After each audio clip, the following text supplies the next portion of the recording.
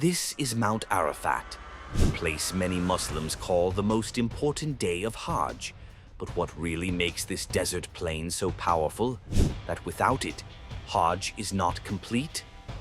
Let's break it down. The word Arafat comes from the Arabic root Arafah, which means to know, to recognize, and to understand deeply. And interestingly, scholars mention different meanings behind this name. Some narrations say this is the place where Prophet Adam and Hawa recognized each other again after a long separation. Another explanation says Angel Jibril taught Prophet Ibrahim the rituals of Hajj here, and he confirmed them with understanding. And spiritually, it is also the place where a believer truly recognizes their own reality, their sins, and their need for Allah's mercy. That is why it is called Arafat.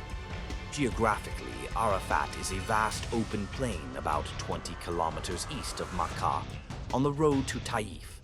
In the center stands a small hill called Jabal al-Rahmah, the Mountain of Mercy. But climbing the mountain is not required. The entire designated plain of Arafat is what matters in Hajj.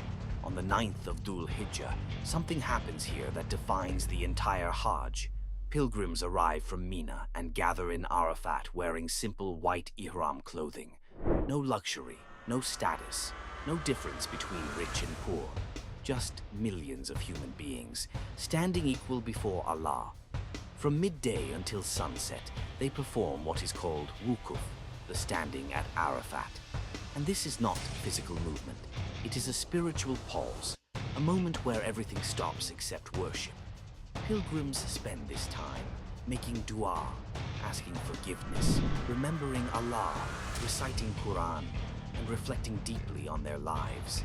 Some cry silently, some pray endlessly, some ask for a lifetime of sins to be forgiven in a single moment.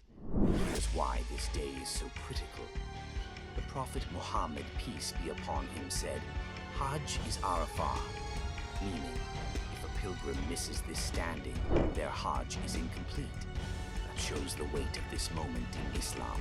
But Arafat is not just about rituals. It carries a powerful reminder.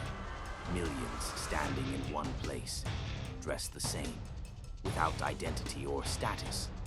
This scene is often compared by scholars to a reminder of the Day of Judgment. Arafat is also linked to one of the most important moments in Islamic history. During the farewell pilgrimage, Prophet Muhammad, peace be upon him, delivered a powerful sermon near this area. These principles became a foundation of Islamic teachings. On the western side of Arafat stands Masjid al-Nimrah, also known as Masjid Arafah or Masjid Ibrahim. It is historically connected to the Prophet's peace be upon him during Hajj. As the sun begins to set, the atmosphere changes completely. The prayers intensify, the emotions deepen, and millions raise their hands in hope for forgiveness and mercy. Pilgrims leave Arafat and move toward the next stage of Hajj. So what really happens on Mount Arafat? Millions stand not as nations, not as rich or poor, but as servants of one Creator. And in those few hours, that is why Arafat is not just a place. It is a reminder of recognition, of accountability, and of mercy.